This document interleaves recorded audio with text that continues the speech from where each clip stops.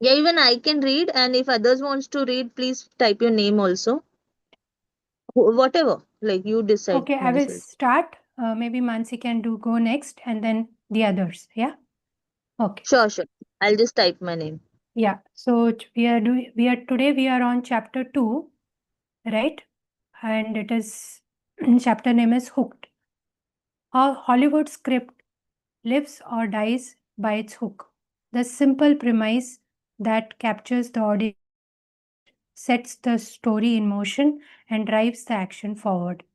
A hook necessarily involves conflict, and seeing how the conflict gets resolved is why once we are hooked into a movie, we stay engaged and keep watching. As a Manisha, psych- yeah, just a suggestion. Can you zoom the screen a bit? Maybe you can make it full screen or something. That will make the font bigger for everyone. is this better? Yeah, yeah. There must be a full screen option also that will make it easy. But yeah, but whatever, however you can. No problem. Yeah. Yeah, I'm not able to get the Try full Control screen. L or F11 maybe. Control plus L on your keyboard may do it. Control plus L. Mhm. F11, right? Or maybe F11. Yeah. Just try, otherwise it's okay. Like, No, it's not happening. It's going back. But then we can continue. Okay, maybe. Is this fine rise of now? Will I try tomorrow to change? much better. Yeah, Much better. right? Okay. Yes, yes. As a psychologist, I find that the books and movies that hook me most are the ones in which the conflict, or at least a big part of it, exists within the hero's own nature. A struggling actor doesn't understand woman until, desperate for a job, he pretends to be a woman in real life. Tootsie.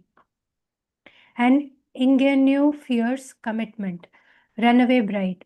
Or in one of the truly great hooks of all time, a skilled assassin gets bonked on the head, wakes up in the middle of a guns blazing intrigue, and has no idea who is or what he wants, the Bourne identity. We may not drive convertibles past palm trees or take meetings with movie stars, but each of us, in our own way, is a Hollywood screenwriter. That's because every minute of every day, we are writing the scripts that get screened at the Cineplex inside our heads. Only in our own life, stories getting hooked doesn't imply the excitement of being on the edge of your seat. It means being caught by a self repeating emotion, thought, or behavior. The human mind is a meaning making machine, and a big part of being human involves laboring to make sense of the billions of bits of sensory information bombarding us every day. Our way of making sense is to organize all these sights and sounds and experiences and relationships swirling around us in a cohesive narrative. This is me, Susan. Waking up, I am in a bed. The small mammal jumping on me is my son, Noah. I used to live in Johannesburg, but now I live in Massachusetts. I have to get up today and prepare for a meeting. That's what I do. I'm a psychologist and I meet with people to try to help them. The narratives serve us a purpose. We tell ourselves these stories to organize our experiences and keep ourselves sane. The trouble is, we all get things wrong. People without a realistically consistent story or a story completely diverse from reality may be labeled psychotic. But while most of us may never hear voices or have delusions of grandeur, in scripting our own stories, we all take liberties with the truth. Sometimes we don't even realize we are doing it. We then accept these persuasive self accounts without question, as if they were the truth, the whole truth, and nothing but the truth. These are stories that, regardless of their veracity, may have been scribbled on our mental chalkboards in third grade or even before we could walk or talk. We crawl into these fables and let a sentence or a paragraph which may have originated 30 or 40 years ago and never been objectively tested and verified represent the totality of our lives. There are about as many of these confused scenarios as there are people. My parents got divorced right after I came along. So I'm responsible for my mother's alcoholism. I was the introvert in a family of social butterflies, which is why nobody loves me. Ad infinitum. We create these stories every day on a smaller scale too. I know I have done it. Here's an example. A few years ago, a colleague casually informed me in a voicemail that he was going to borrow another word would be steal, a concept of mine to use as the title of his forthcoming book. He hoped I wouldn't mind. He said, not asking permission but calmly stating a fact. Hell, of course, I minded. He was using my concept, one I had planned to use myself. I cursed the day I had mentioned it to him in an unguarded moment at a conference. But what could I do? Professionals can't go screaming at each other. I buried my anger and did what most anyone would do. I called my spouse to vent. But my husband, Anthony, is a physician, and upon answering the phone, he said, Susie, I can't talk. I have a patient in the operating room waiting for an emergency procedure. So here I was, wronged for a second time, and in this case by my own husband. The logic of the situation, saving his patient's life, in fact, mattered more than talking to me right then. Did nothing to calm my rising anger. How could my husband treat me this way, the one time I really need him? That thought quickly morphed into he's never really there for me. My anger swelled, as did my plan to ignore his callback when it came. I was hooked. That's right.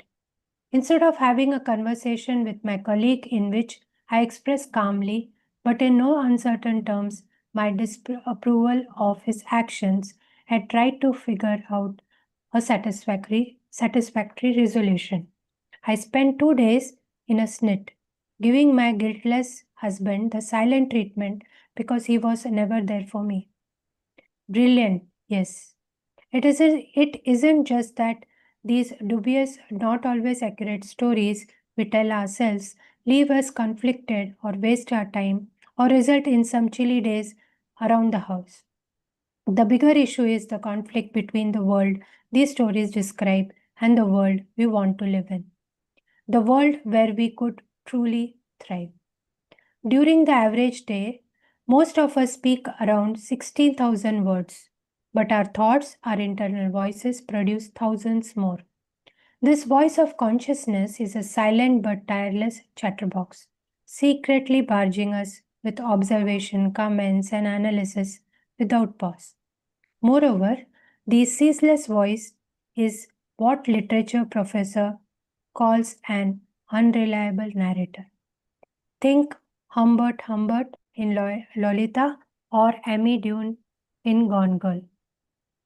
As with these two characters whose accounts of events can be entirely trusted, our own internal narrator may be biased, confused, or even engaged in willful self justification or deception. Even worse, it will not shut up.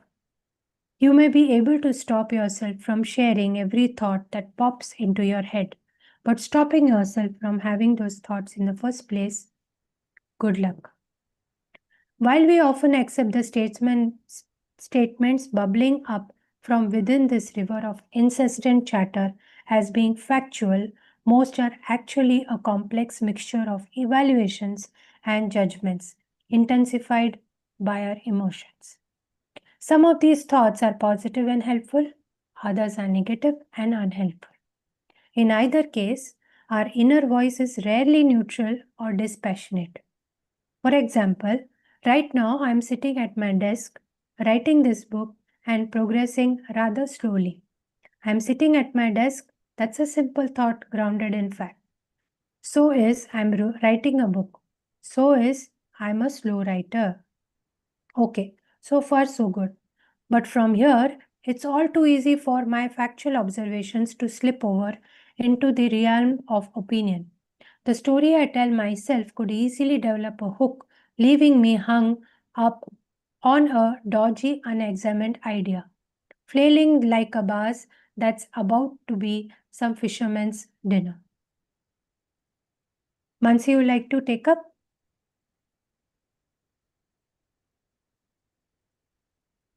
Yes, yes. Just a minute, huh? Yeah. Just a minute.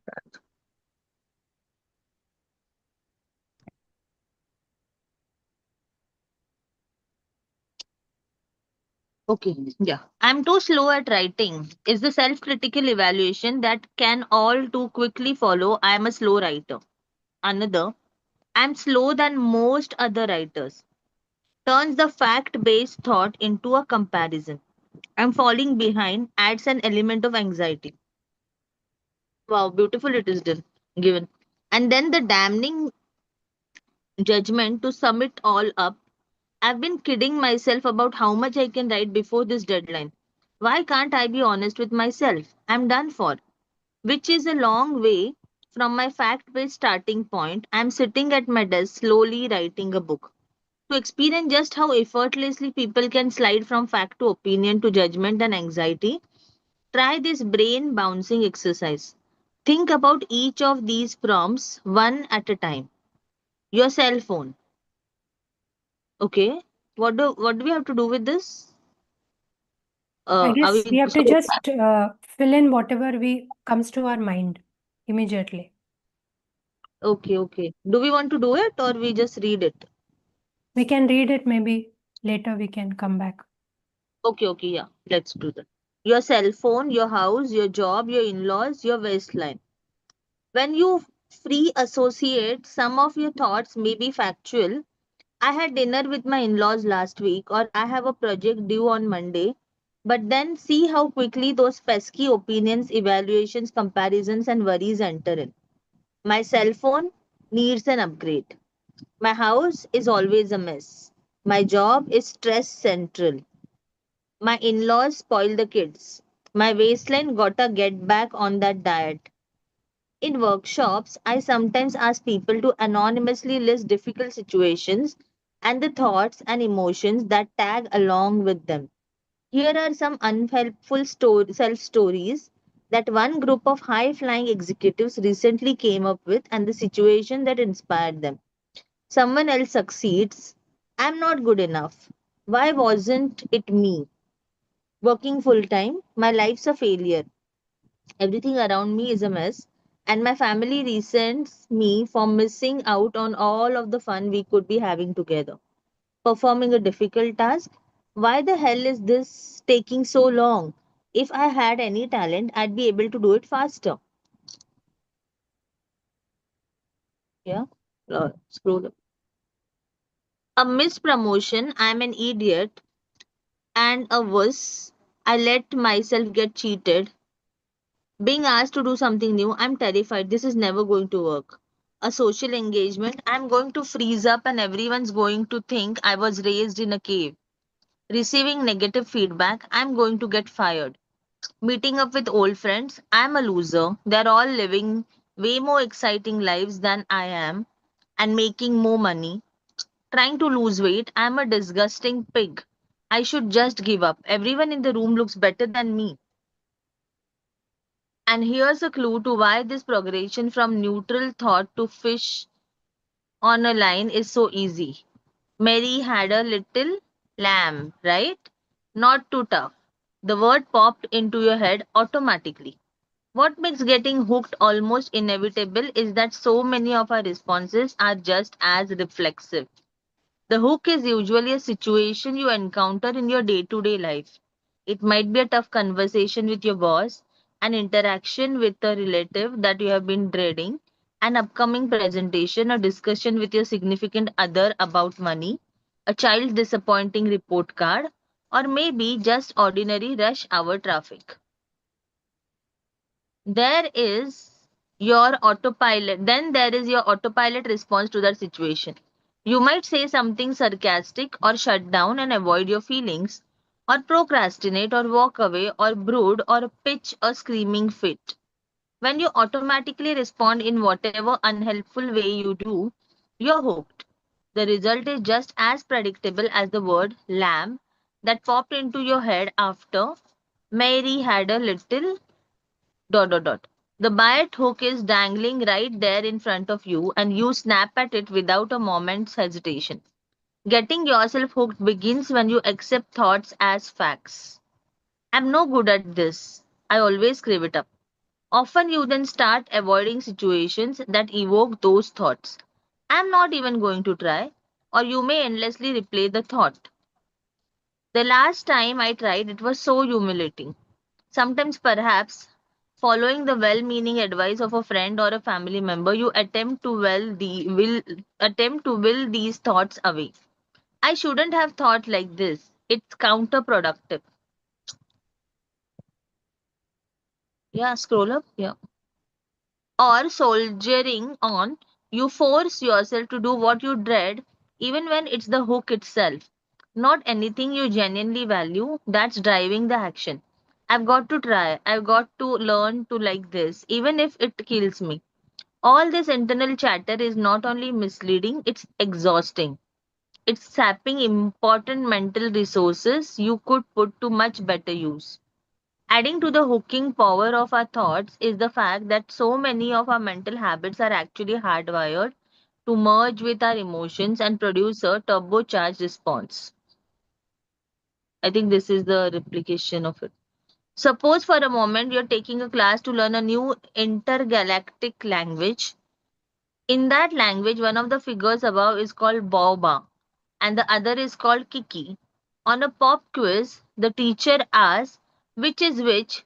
Chances are you'd pick the shape on the left as Kiki and the one on the right as Boba. The creators of this experiment, V.S. Ramachandran and Edward Hubbard, found that 98% of people saw it that way. Even 2 years old who hadn't yet learned language patterns and didn't speak English made the same choice. From Ramachandra's campus at the University of California, San Diego, to the stone walls of Jerusalem, to the isolated shores of Swahili speaking Lake Tanganyika in Central Africa, there is a universal preference woven into the brain. Regardless of language, culture, or alphabet, within seconds of being shown the nonsense symbols, the human hearing centers identify the word kiki as having a sharp inflection and the word boba as being softer and more rounded. Yeah, even I felt the same. This association of a certain shape with a certain sound is thought to take place in part because the angular gyrus,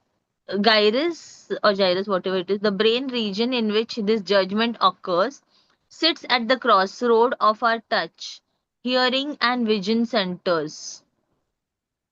It engages in sensory blending, integrating sounds, feelings, images, symbols, and gestures, and might even account for our ability to think in metaphors. That's a loud shirt, we say, or that sharp cheese. Even though the tacky Hawaiian shirt makes no noise and the hunk of cheddar you're enjoying won't slice off your finger anytime soon. Patients with damage to the angular gyrus might be able to speak perfect English but not to grasp metaphors. This is also true of lower primates who have an angular gyrus about 1/8 the size of ours. A capacity for sensory blending doesn't just help poets and writers come up with engaging turns of phrase. It also, unfortunately, sets up all of us to get and stay hooked. That's because we don't experience our thoughts with a flat, Mr. Spock like neutrality. I just had the thought that I'm being undermined by a rival. How interesting. Instead, thoughts come fully accessorized with visual images, symbols, idiosyncratic interpretations, judgments, inferences, abstractions, and actions. This gives our mental life a vibrant intensity but it can also take away our objectivity and leave us at the mercy of intrusive ideas, whether they are true or not, and whether they are helpful or not. In court, judges tend to allow juries to send autopsy photos but rarely crime scene photos. That's because chaotic, violent, bloody images pack an emotional envelope that judges often fear will overwhelm the jury's hope for logical, neutral deliberations. Autopsy photos are taken in bright light on a steel table, all very clinical. But crime scene photos can include the little details that humanize the victim. Her child's picture on the blood splattered dresser, the untied shoelace of his well-worn running shoes, or that dramatize the victim's suffering. Such emotionally evocative images could impassion jurors and push them toward a retaliatory mindset. The victim was just like me. The defendant has a pretty good alibi, but somebody has to pay for this outrage.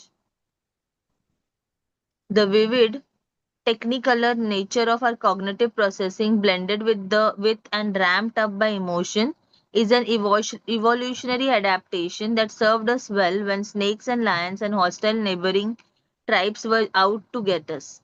Under threat from an enemy or a predator, your average hunter gatherer couldn't afford to waste time with Spock like abstraction. I am under threat. How should I evaluate my options?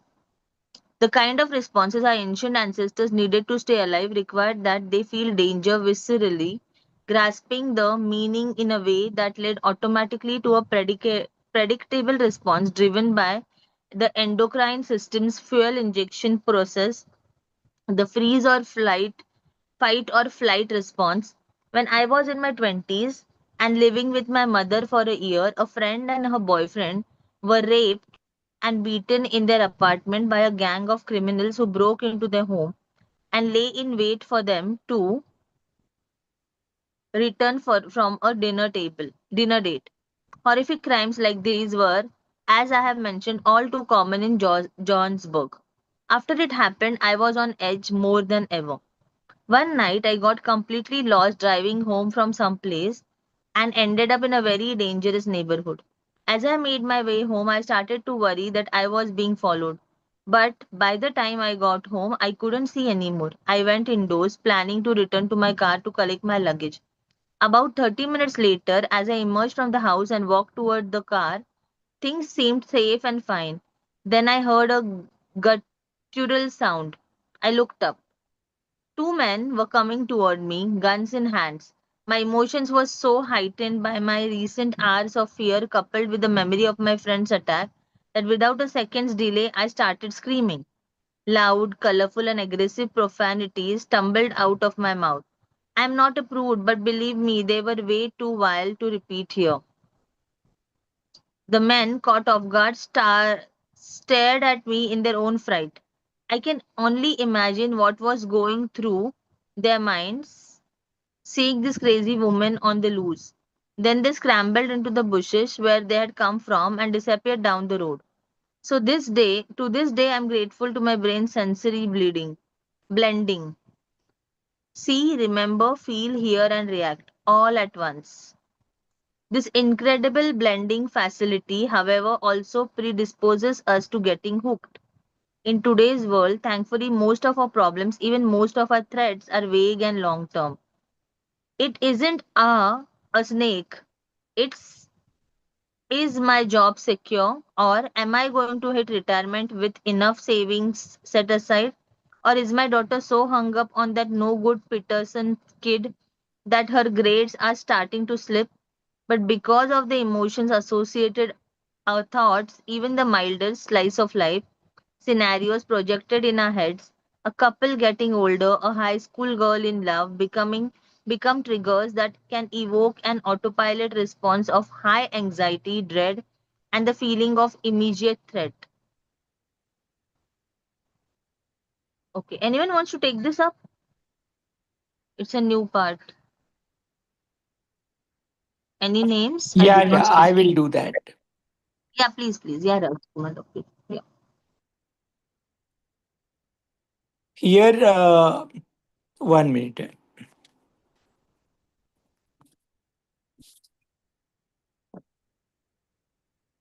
Here is how a random thought can turn into a persistent hook. Internal chatterbox plus technicolor thought blending plus emotional punch hooked. It starts when we listen to our internal chatterbox. I have not spent any mother daughter time with Jane for a few days. I am just not around enough. I need to be with her more. But how do I manage that with everything I have got going on at work? I just can't keep up. Michelle Smith seems to have the time to create special moments with her daughter. She is such a good mother. She really has her priorities straight. What is wrong with me? I have got it all wrong.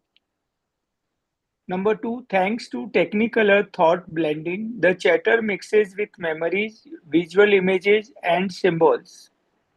Just look at my little girl.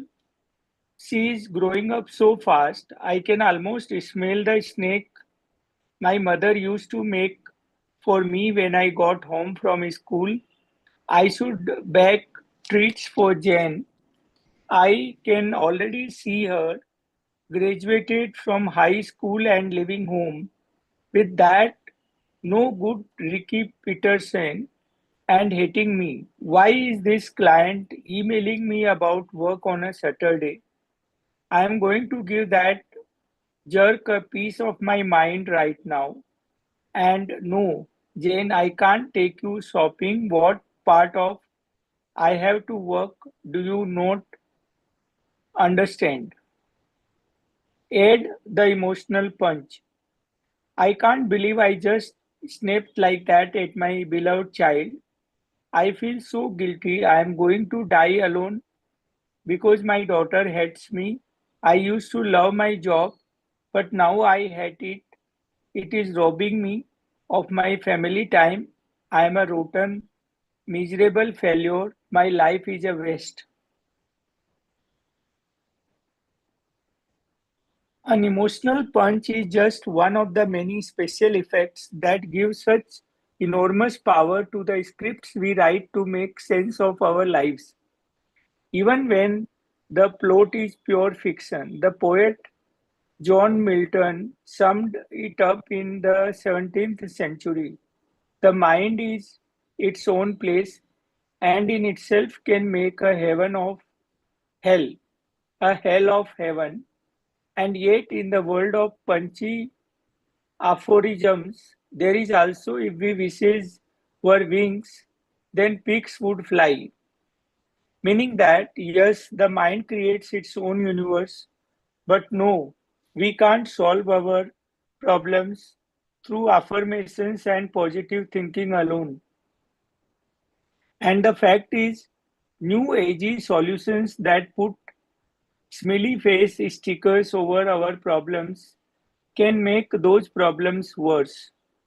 So the question for us going to forward is who is in charge, the thinker or the thought? Then again, apart from our problem might be simply the way our thoughts are processed. Thinking fast and slow. In 1929, the Belgian painter René Magritte poked the art world in the eye with a canvas called The Treachery of Images.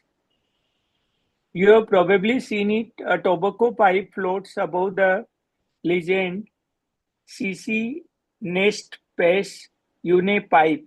Translation: This is not a pipe. At first, you might think the artist was simply being, well, a surrealist, provoking the audience with the absurd. But in fact, his assessment is an important cautionary tale about how we process information and how the way our minds race ahead and cut corners can sometimes cause us to jump to false conclusions or get stuck in harmful cognitive ruts. What we are looking at when we observe the treachery of images is pigmented oil brushed onto canvas in a way that makes us think of a pipe. But Marguerite is absolutely right. It is not a pipe. It is a two-dimensional representation of our idea of a pipe. And the only way you could smoke it would be to rip up the canvas and stick the pieces into a real pipe. In his own way, Magritte was saying that the image is not the thing, or as the philosopher Alfred Korzybski put it, the map is not the territory. Humans love to create mental categories and then fit objects, experiences, and even people into them. If something does not fit in a category, it goes into the category of things that don't fit. Categories can be useful, such as when you classify stocks as high risk or low risk, which makes it easier to pick investments that might suit your financial objectives. But when we become too comfortable with and habituated to rigid pre-existing categories, we are using that psychologist's term premature cognitive commitment, which is a habitual, inflexible response to ideas, things, and people, even ourselves. These quick and easy categories and the snap judgments they lead to are often called heuristics, but rules of thumb works just as well. Heuristics range from reasonable prohibitions. I do not eat mezes from outdoor cafes in Istanbul in August, to pernicious blinders like racial or class prejudice and to self-limiting fun stealers like I don't dance. As with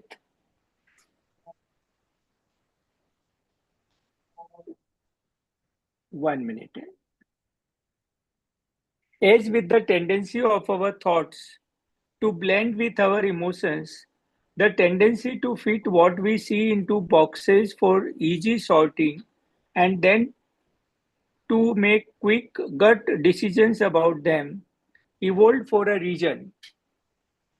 Life is just a hell of a lot easier when you don't have to analyze every choice, as at those trendy restaurants where the waiter keeps asking you ever more exquisitely detailed questions about your preferences until you want to scream, just bring me the damn salad. Dump mayonnaise on it. I don't care. We would all be stuck in paralysis through analysis without our own personal rules of thumb, which allow us to get through the routine stuff without expending a lot of mental energy. Heuristics kick in the moment we meet someone and immediately begin to determine whether we want to get to know her better or steer clear. And as it turns out, we are very good at instinctively sizing up people. The evaluations we make in these scant few seconds, based on very little evidence, are usually pretty accurate, and as studies have shown a subject's first impressions of an unknown person often prove consistent with personality assessments made by the person's friends and family. Millennia ago, being able to size up strangers on the spot helped humans form bonds of trust that reached beyond blood relatives, that in turn led to the development of villages and towns and societies, that is, civilizations. If human beings lack the predictive ability of heuristics, strong handshake, nice smile, seems like a nice guy, and needed to consciously process every facial expression, conversation, and piece of information anew, we had have no time for actually living life. Unfortunately, though our snap impressions can be wrong, they can be based on unfair and inaccurate stereotypes or manipulated by con artists, and once established, they can be tough to reconsider and change. When we make quick judgments, we often overvalue the information that is readily available and undervalue sub, uh, subtleties that might take a while to dig out. In Thinking Fast and Slow, the psychologist Daniel Kahneman described the human mind as operating in two basic modes of thought system. One, thoughts are typically fast, automatic, effortless, associative, and implicit, which means they are not available to immediate introspection. They often carry a lot of emotional weight and are ruled by habit, and as a result, are very good at getting us hooked. System 2, thoughts are slower and more deliberative. They require much more effort and a deeper level of attention. They are also more flexible and amenable to rules that we consciously establish. It is this system two operations that allow us to create the space between stimulus and response that Viktor Frankl spoke of, the space that provides for the full expression of our humanity and allows us to thrive. I remember once watching Bill O'Reilly talking with David Letterman. The conservative pundit posed some question and then began to badger the comedian, saying, "It is an easy question." Letterman responded, "It is not easy for me because I am thoughtful." Dave got a big round of applause.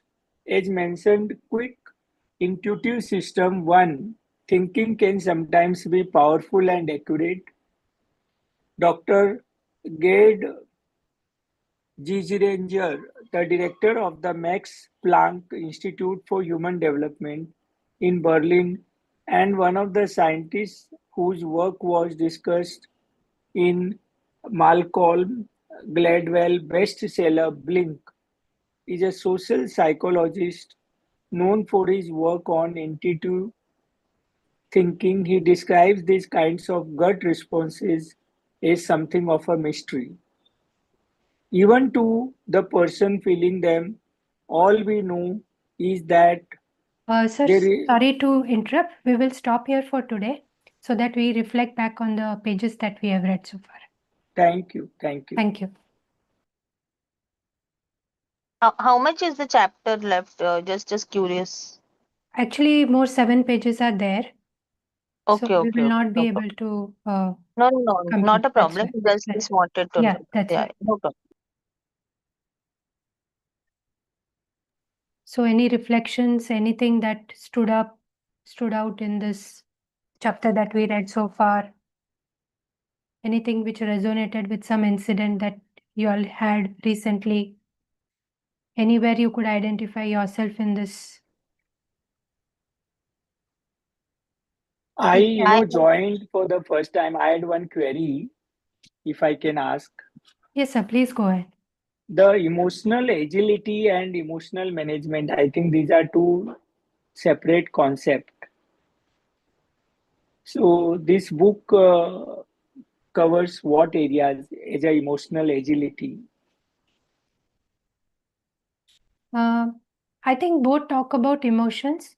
One is making it agile rather than being flexible, and management would be a much more polished version, which is linking it to the goals, I suppose.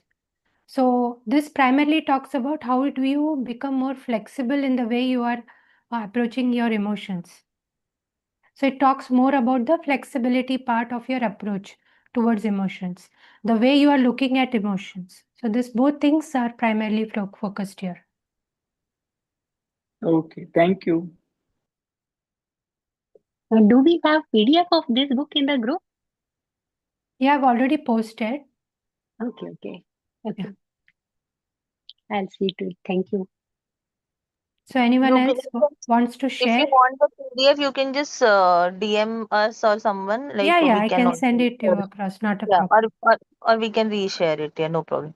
Yeah, I have something like I could Yeah. really connect with the way they had shown in this today's illustration about how emotions take a toll, right? Like from one thought to another, and then how it starts shifting. Then we go into the comparison mode and all of that. That transition, I could really connect with it, and I personally felt that this happens so fast and so swiftly at times that I think we are not even aware of this transition, but we are just anxious.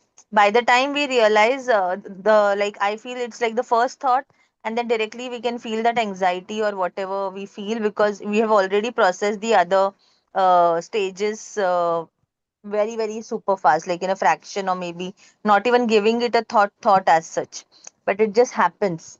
Like that is what I felt, and I could really connect with that part of this. So yeah, and that is how, as the name, I'm still trying to connect it little better with it, and a few concepts here and there. Maybe I'll have to reread to understand them better. But yeah, that this one particular part I could connect really well. And yes, that's how it happens, I feel. Yeah. That anything else? Anyone, please go on.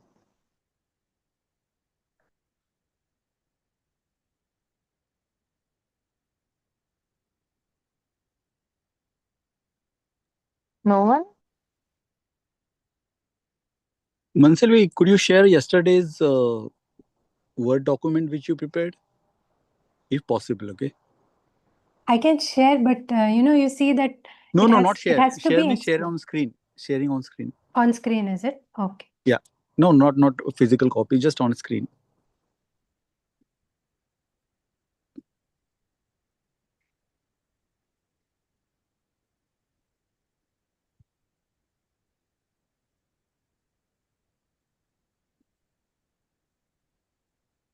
Because today there are a few more members here, those who were not there yesterday. Yeah. So if you go to that particular table, yeah, just scroll a little bit up. Further? Yeah, further. Scroll down where you gave different examples, and there is one more table right at the bottom. Yeah, this one. Yeah. No, up. Yeah, that one, that table. Yeah. Okay. Yeah.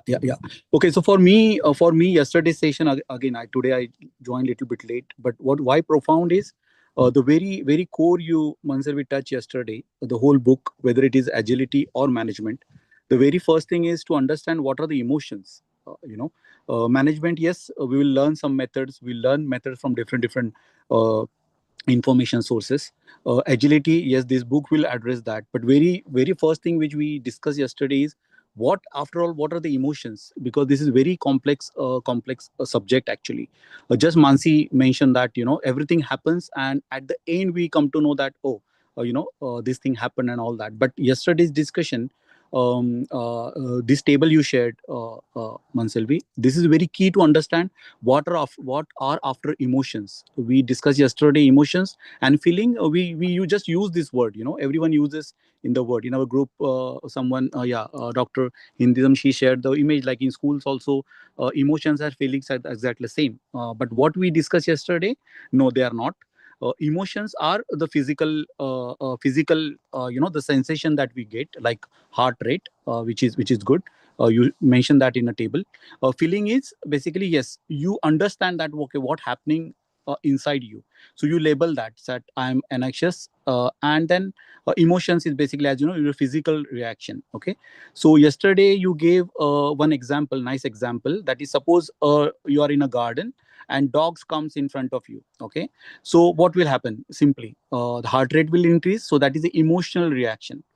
And then feeling is, yes, because it is a fear, so you feel the fear inside you, right? This is a negative emotion.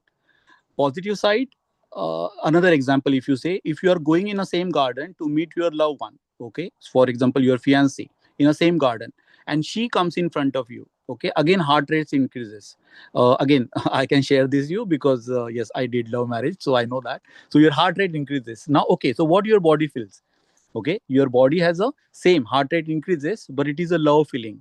So if you observe, the body actually reacts in the same way. Heart rate increases, but you're feeling, okay, so there is always two types of feeling. One is pain and pleasure. Whenever there is a pain, definitely you run away from that situation, this thing. If it is a pleasure, you go toward that situation. Okay. So pain and pleasure. So but otherwise, if you see, there are numbers of other emotions. Yesterday I shared the chart and everything. There are multiple emotions. People go into this, investigate, analyze, and all that. But here, what we are discussing here, simple emotions, what are those? So we understood that yesterday. Okay. And the second is, okay, so pain and pleasure. So what I'm gaining from this particular session is basically, okay, how author, since she is a psychiatrist, okay, how she explores the topic further. For example, emotions, those are trigger, okay, those are not in my control. Those are, since some number of things happening around me, those are not my in control. Okay. Feelings, those are the responses created by body. Okay. And I label them. Okay. So that is again not in my control. But next thing, which is the third step, which is thoughts, that is automatically again comes in my mind. And today author talk a lot about how our thoughts get mixed into this particular emotion. Nice example. Okay. And then self-talk, yesterday Vandana ji also, self-talk also helps. So in this particular chart, okay, my question is, what is the point where you get the control of these emotions and the feelings and the situation? Because yesterday we discussed, yes, behavior and act is the outward expression of it, right? So which is the point where we get the control of the situation, whatever the situation we are in the same table, there is one word. That point you start controlling everything, whichever situation you are. Even a dog is coming in front of you, or your loved ones coming in front of you, or in an office where the situation is toxic, or any situation in your life, the word is in front of you in the same table. We understood emotion, feeling, thoughts, and self-talk. We all experienced all these things. We know what our emotions are, what our feelings are, what our thoughts are, what is our self-talk is. What is the one point which allows us to take control of everything is happening inside and outside? Anyone? And this is core of whole NLP. And this is Is it interpretation? no, there is a word in this particular table which is the base for NLP. This is the base of whole spirituality. This is the base for meditation. This is the base for mindfulness. One word there in the same table. Awareness. Yeah, that is the key. That is the key. Okay, so that is the key. Once you practice this awareness, okay, the whole ball game changes. Okay, what you're like, example, just author gave the example, slow thought and fast thought. Yeah. So it is exactly like ocean. Ocean has the two types of waves. Sometimes it is big waves with the full forceful. We have gone through the situation like that, and where the slow, when there is a sea is calm. So we are exactly like this. We have gone through the experience of this particular life situations. We are like that. So only the awareness, that is the key. Because once you enter into that, that is the door actually. And then positive self-talk starts, because you are in control of that situation. You know what's happening around you, what this thing. like Mansi just mentioned that, okay, those are so fast because we have not practiced meditation or mindfulness. Okay, so sometimes quickly happens. So the speed of those thoughts is again, like since we are not aware, that's why it looks like that they are very fast, but they are not actually. Okay, so that is the all the practice of awareness. So that's the reason I love this book, because it came from the author. She actually treated so many patients and all that. She has that experience. So I want to understand from her perspective how she interprets the world, and give us the different tools and techniques. So yeah, that is something from my end. Sorry, I take a lot time speaking here, because this is something I love to explore actually, because at the end it is everything is happening inside us. So love to talk. Yeah. Thank you everyone. Thank you, Milind, for your inputs. Yeah. Anyone else?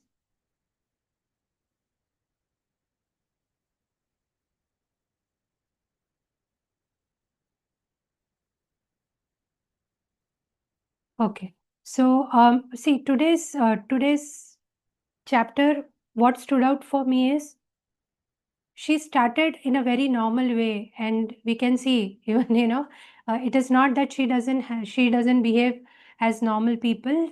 It is not that she's always aware, and it brought me to the notice that whatever we normally do is what everyone does. So it starts with thoughts. It might start with kind of a program behavior or a pattern of behavior.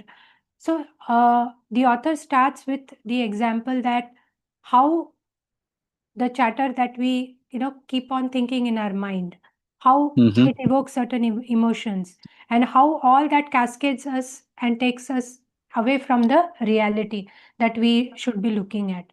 So that kind of a mirage these things create, and we are Yeah. kind of get lost into all that narrative.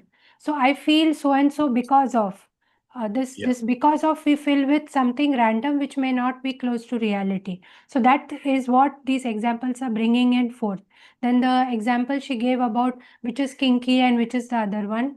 Yes, of course, I exactly as the way they had said, I had identified the left one as kinky and the other one as the other. So it was very relatable, the examples she brought. And then she gently said that how our self-talks initially start with, or how we normally think initially will start with facts. That we talk about, I'm doing this, I'm doing that, and then we go into an interpretation, or right, rather our opinion starts spilling out. Right? So our mind chatter gradually picks pace, and the opinions becomes something which we have relate to our memories, our beliefs, our values, but nothing close to reality or nothing close to what we are looking at right now. And then she also talks about how certain things impact our mind. Like for the jurors, she said that for the jurors they don't show the photos which are taken at the time of the crime or at the crime site. The all the jurors can see is the photos taken at the lab or whatever, so which are actually the proofs that are being submitted in that case. So because we get affected, because there is a tendency that we give importance to one aspect of the entire process and believe that that is the whole truth. So just not to build those biases, these kind of things are done. Then later on she comes to the part where she makes us realize why this mechanism works well for us majority of the time. It avoids us from wasting our time and energy into making decisions which are very routine and can be made in very intuitively, very reflexively. Immediately we can make those decisions, and those don't have so much of direct impact. But I think where she wants us to be careful is where the chatter becomes too much and prolongs too much, where our visual and our we tend to mix thing up. Like if I'm speaking here and somebody comes, maybe I'll just include whatever I'm discussing and start thinking about the person who has walked in. So these kind of things, when we try to mix up, and that is affecting our emotions as well and the work that we are doing to a level that the emotions are, being hampered, and maybe, that is where she's questioning that we are getting too much hooked into something where we have to make a reality check, right? So this is for me the summary of whatever we discussed today. Is there anybody else who would like to speak, or I have something to say for further 5 to 10 minutes, if you have time? Yeah, that was a beautiful summarization, Manisali. There are just two things that just popped up for me. So I just would like to add that when I was listening to all of your conversation. So one thing, there was this beautiful video by Sandeep Maheshwari, which I had watched long time back. But he had actually talked about this thought, and how one thought precedes to the another, and then it leads to another, and it leads to another.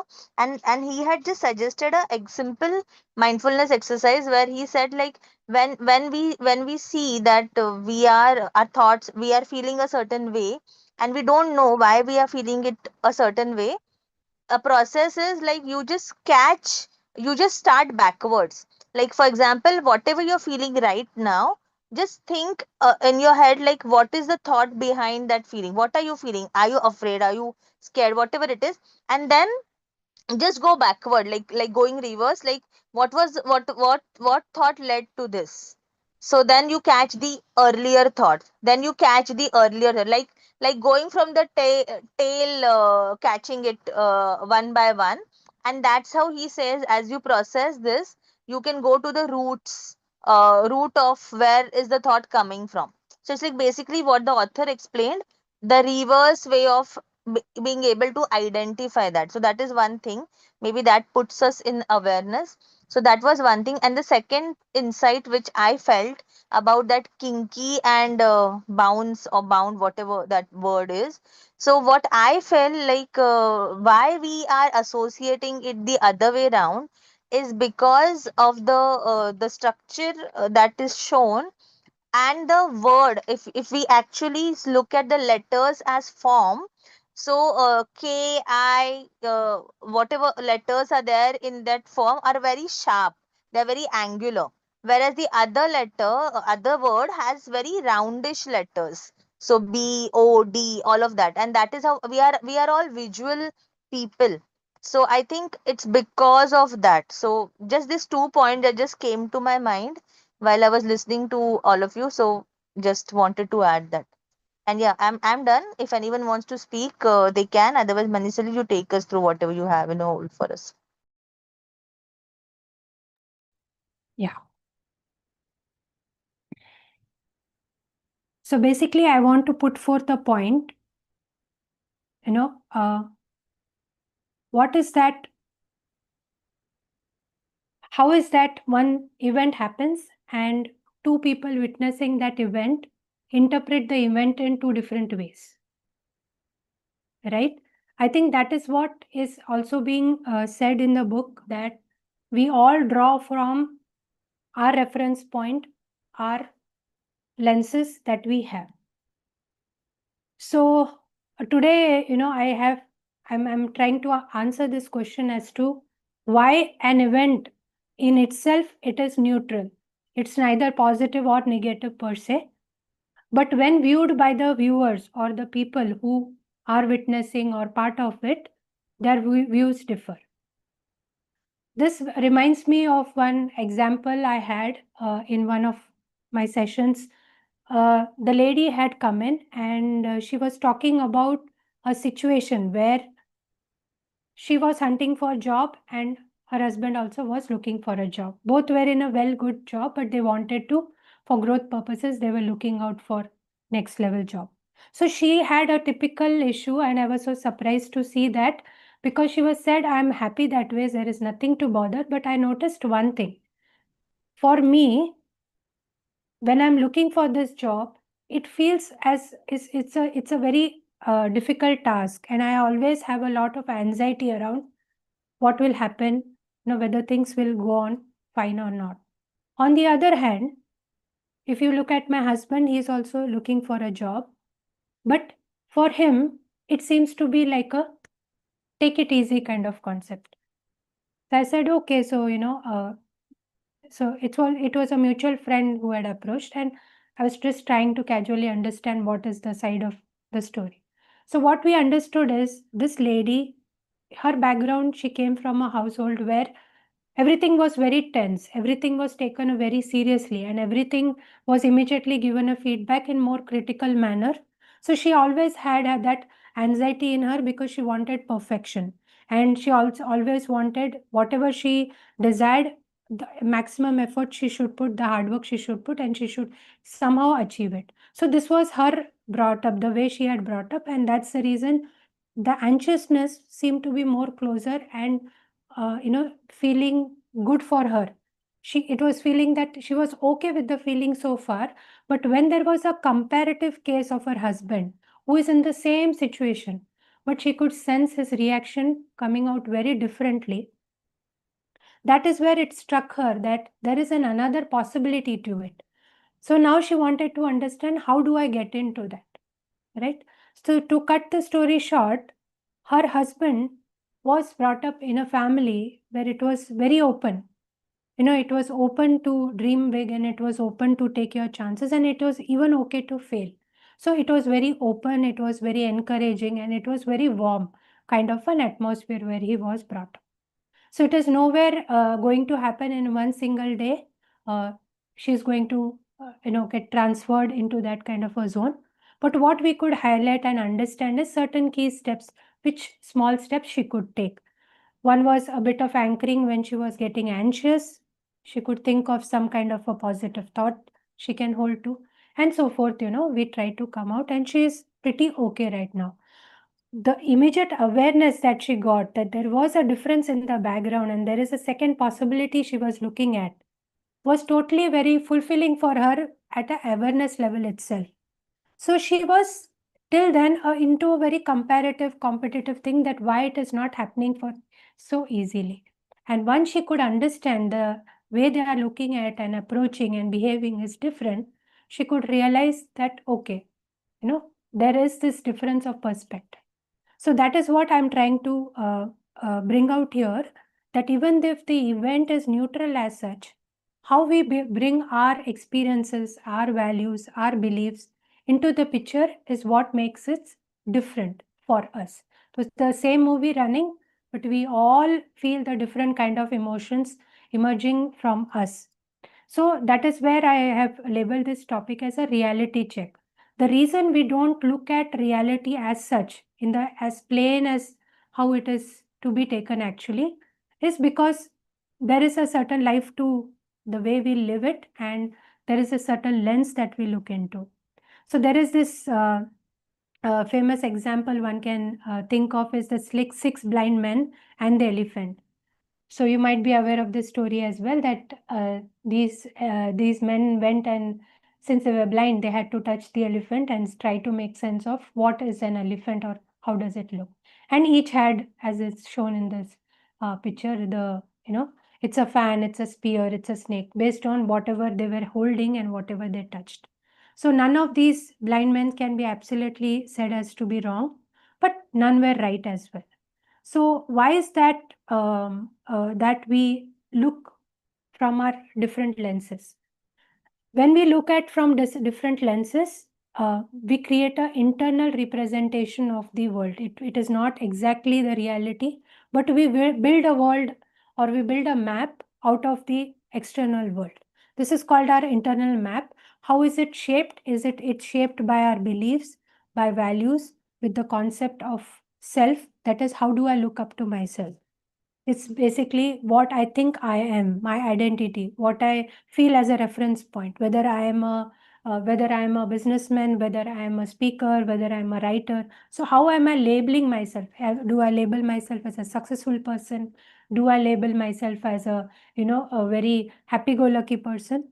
Then comes past experiences, then the programming, which even this book talks about, that how are we so far been used to behave. What is the programming that we have accumulated over the time? We are getting used to, because getting used to, as the examples in the book showed, is to an extent it's okay and it works very well because it conserves energy and unnecessary thinking.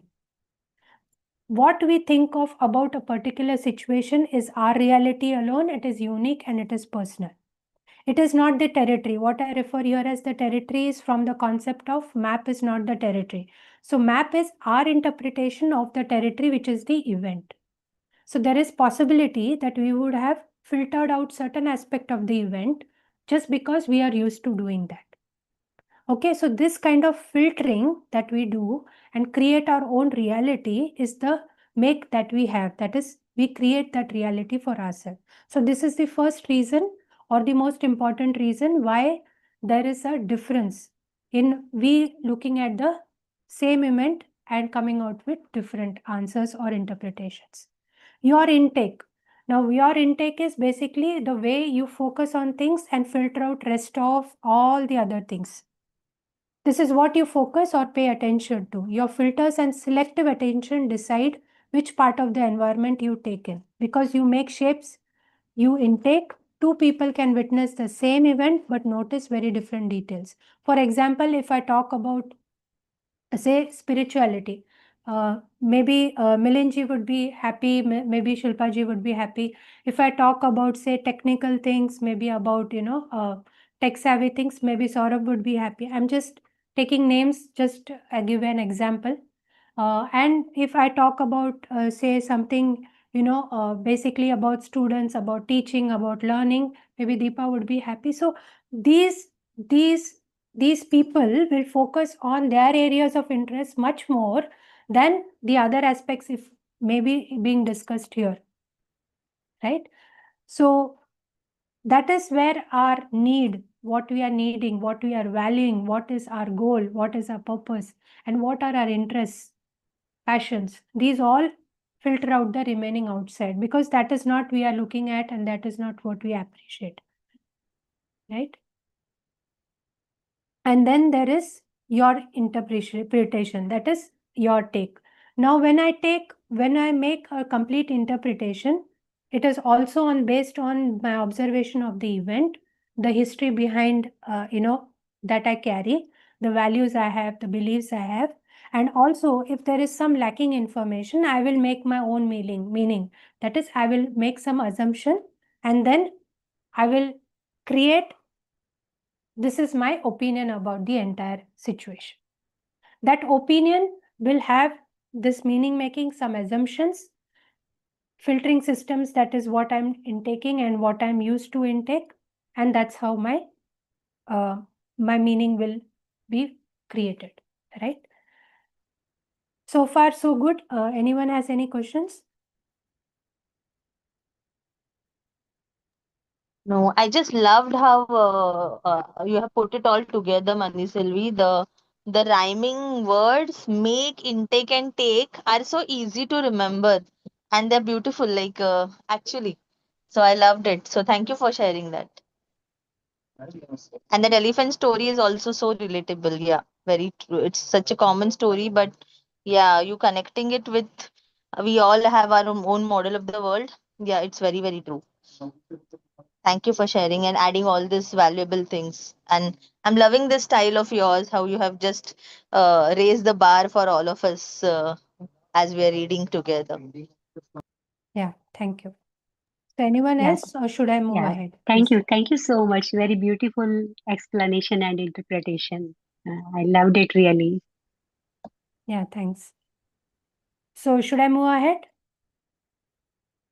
It'll take Yes, some please. 5 Yeah. more minutes. Yeah.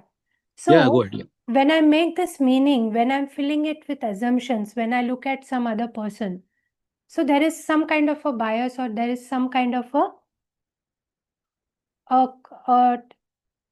a uniqueness of mind which creeps up into it. Say, for example, as this Carl Jung's, quote goes, everything that irritates us about others can lead us to an understanding of ourselves. So if you see the image, it says that you are not looking at the other person from a different, as he is. You're looking as you are, right? So this is called as perception as projection. The way you are perceiving yourself, you project into the outside world, right? So I came across a gentleman who was very, very, very, very stickler of time. and it was so that we cannot be late for any meetings with him. So we were aware of this, and we went ahead, and we were on time. And it so happened the other parties of the discussion, they could not come on time. So it was so evident from his behavior that he did not even give any kind of opportunity to the other parties to even come into the discussion or present their points.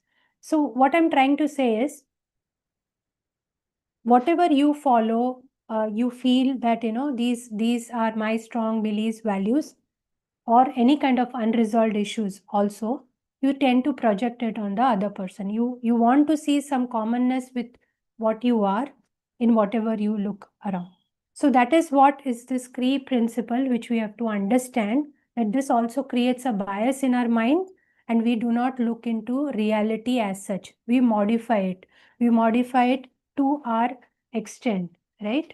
So this is very, very important when it not only comes to understanding ourselves, because if we go by this quote, we can understand that each one person that comes into our lives will be like a mirror, or will be like a teacher who is showing some part of our reflection which we can correct or which we appreciate. So basically he is reflecting some part of us, right? This is same with emotions also, because at the end of the day the perceptions are carrying the messages of the emotion and converting into actions.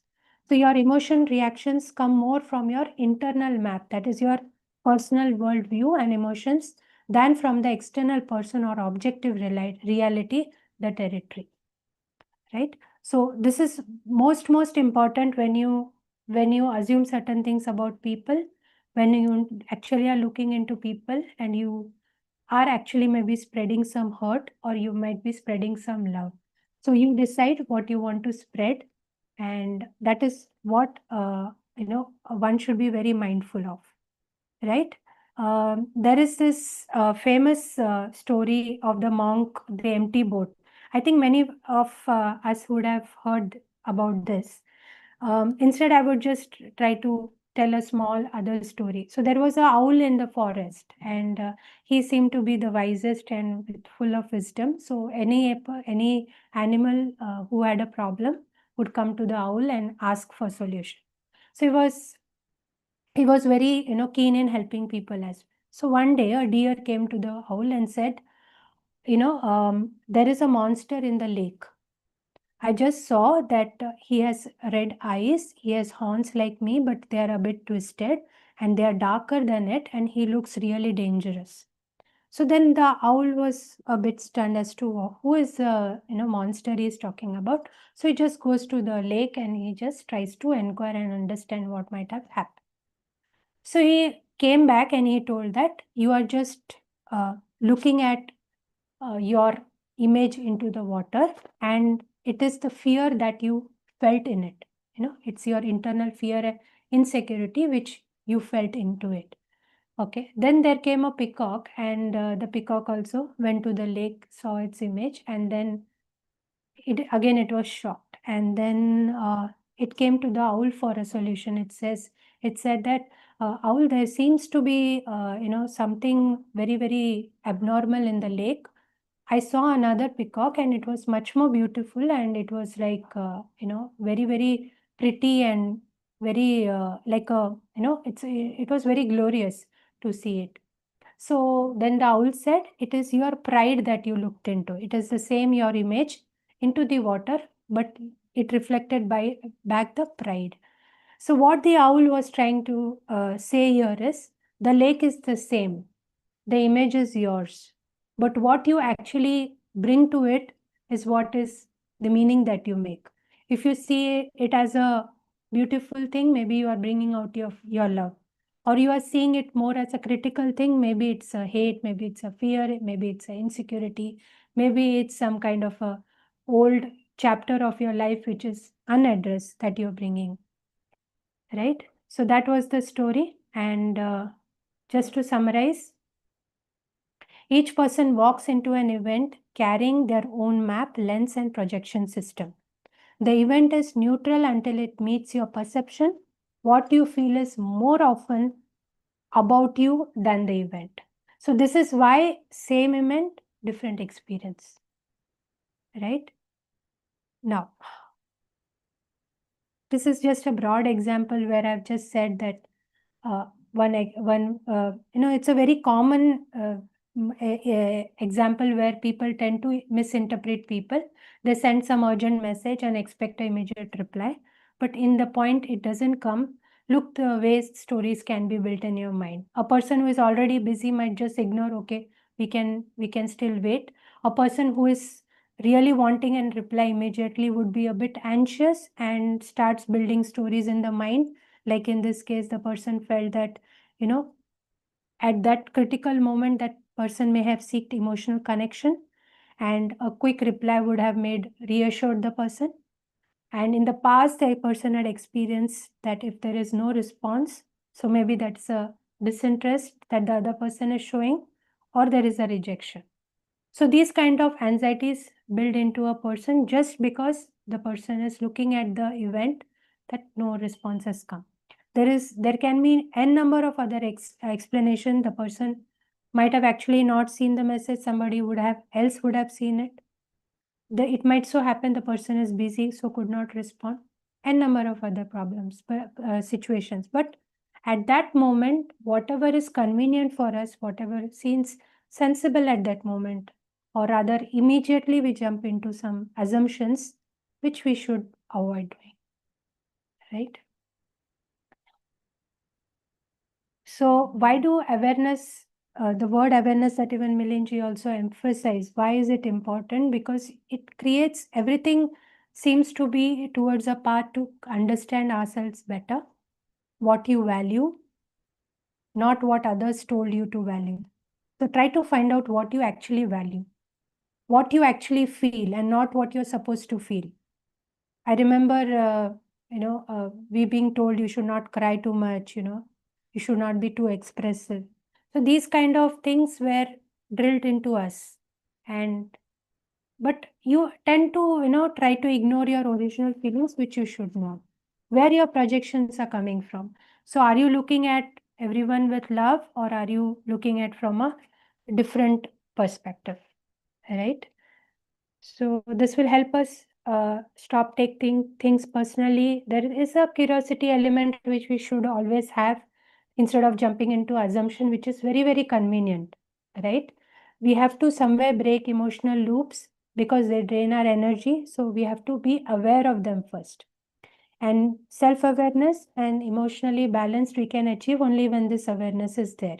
And all that is there for our growth, to grow as a person, to grow in our perception, better perception of the world, and really make use of all the good things that come our way, right? So here I would suggest that if people are really interested in extending this further, this concept of awareness goes into much deeper and taken by Rupert Spira in more detail. But it's more kind of a spiritual take to this. Maybe not everyone will be interested, but I can share his video where you can then further read up that person, right? So he has a concept of non-duality. So he says there is nothing outside and there is nothing inside. It's all, the awareness that is coming. And it goes into a much detailed kind of an analysis as to then, what are we as such. So people who will be interested to take this path further, think they can look up to Rupert, right? Yeah, so that comes to the close of whatever I wanted to share today. Yeah, so anyone wants to add?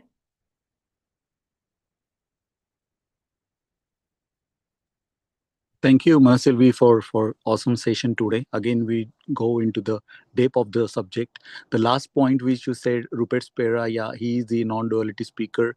I follow him for the Western, like from the Western perspective. He and Jack Foster, and he exactly talk what Raman Maharshi or Nisargadatta Maharaj or Papaji in India they speak about. So yeah, his sessions are more profound and like meditative, and there are a huge list of videos available on YT. So yeah, that's really good. And one more example which I can means, just came in mind. There is one Netflix series I love watching, Spotify, based on for Spotify success.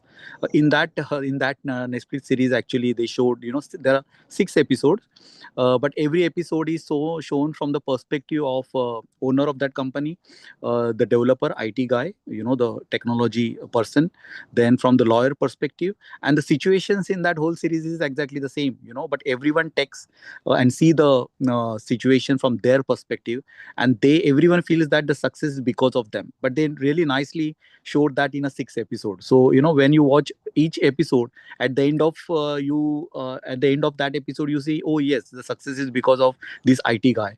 But the same situation, when you see from lawyer perspective, actually she makes the everything, all the business decisions successful, the same situation. So yeah, it's a nice to watch, but yeah, it is something related to how perception changes the whole, the way we see the world. So yeah, thank you for sharing. Awesome session today. Thank you. Thank you for adding that. Milinji, can you please share the I will. uh, I will. names or snippets Yeah, of the I will. videos and people so we can actually go I through will. and check Yeah, through their content? yeah, yeah, So yeah. Thank you, yeah. Maniselvi. It was beautiful, a wonderful Awesome. addition. Yeah, what we can do, Maniselvi, if you have this to share every day, then what we can do, we can keep the reading time lesser. So you get more time and enough time to do like present it and help us understand the concept. So we can alter it Mansi, as have we recorded the session? yeah, we are recording it Awesome, and we awesome, will share awesome. it with everyone later Yes. on. Like once we finish a few sessions, we'll see how to do it. We'll check with Maniselvi also how she would like to do it. And Maniselvi, what I would suggest that we never had this format before. So since we are exploring this in a new way, you feel free to change the structure and time of Yeah. the reading discussion and this presentation as per your as per you, however you feel comfortable. So we go on a stipulated time, whatever is necessary. We can go keeping it like a little extra than 1 hour, or we can see how we can alter it in 1 hour, whatever you feel comfortable with, and we can Yeah. declare that and we can go ahead with that for the remaining of the sessions. Right, we can do that. And also, I would like inputs from the others in the. I've even requested Milinji, the other day he was talking about certain Yeah. techniques that he is using Yeah. about for emotional, release and Yeah. other techniques. So he could, Yeah. discuss other day because everybody of us have undergone a life and challenges and we have Yeah. overcome. So we have our own stories to say. And if they are able to share that, then I also can, make allocation accordingly. Yeah. Yeah, Yeah. yeah. Milinji, you talk about EFT, right? So maybe you Yes, can yeah. So discuss that this morning, someday. Yeah. yeah, yeah. So definitely I will speak a lot of this thing because as I mentioned, this is a really deep subject. But every person nowadays or in future also going to need this knowledge. Means many people, in our group also they ask that we sit for the meditation, we can't do the meditation. There is lots of people actually need to understand what we are discussing in last 2 days or this book or whatever the discussion happening. So I will take and again Maniselvi's permission, again group permission, and basically yes, I will cut the audios out of this, and definitely will share this reading videos to everyone who is really wants to understand this thing, because otherwise there is lot available in the outside world, but it is all very very marketing stuff around it. But what we are doing here is awesome, and definitely I will share all the methods. Okay, so EFT is one, which is emotional freedom technique. As I mentioned, Lister Levinson, his two students, they came up with their own products, which is huge success for many years, last 60 years. One is Sedona technique, other student came up with release techniques, so total three. And fourth one is Honopono technique, which is again a release technique. So every method has their own benefits, whichever you like, you need to follow. And definitely I will share the resources around it. And every, all this is, there is no much me talking about it. It is basically once you practice it, and once you get once you get that release, once you get that experience, that all the negative memories and negative emotions around particular event just went away, and you feel really good inside you. then definitely you fall in love in those practice, and then you continue those. So definitely these sessions are actually for that. So yeah, so definitely we'll explore more and more this subject and help people, yeah. So whenever in our group people ask that I can't sit and meditation, or I can't focus on my work and all that, this is everything is happening inside them, and who is going to help them? Simple. There definitely books helps us to understand, but we have such a beautiful people here like Manan Selvi. I have never done such kind of research on this topic, but definitely I have the resources, and what I'm going to do with those resources, keeping those on my hard drive, so better to share. So definitely I will come up something good, extracting something from your audios, these recordings, and we'll give it to people, from members of our group. We'll do it, definitely we'll do it. Thank you everyone. Okay, thank you everyone for your patient listening. Thank you, Milinji. Thank you, Mansi. Thank you, Wrinkle, and thank you, Gambhir. Thank you. And thank you, Thank you. Milinji, for sharing the link. I got connected to this group only because of you. I am really grateful for that. No, again, as we say in this particular group, it is not me sharing something and all that. It's it's all synchronicity. You're bound to be here. You're bound to listen this. But yeah, do share this to everyone nowadays, because in future these mental problems are going to be challenging for many people. I can see in my surrounding colleagues and office colleagues, family members, and all that. The only reason is the same thing that we are discussing here. They are not managed to balance their internal world, and what we are discussing here, these are all solutions, and this is exactly the solution which we want. So yeah, definitely we'll work on this area. So please ask your friends and colleagues and everything to join this group and explore this section. Absolutely. Yeah, Thank you very much. Thank you. Thank you, everyone. Thank you so much. Bye bye. Thank you. See you tomorrow. Bye bye. Thank you, Mani Selvi.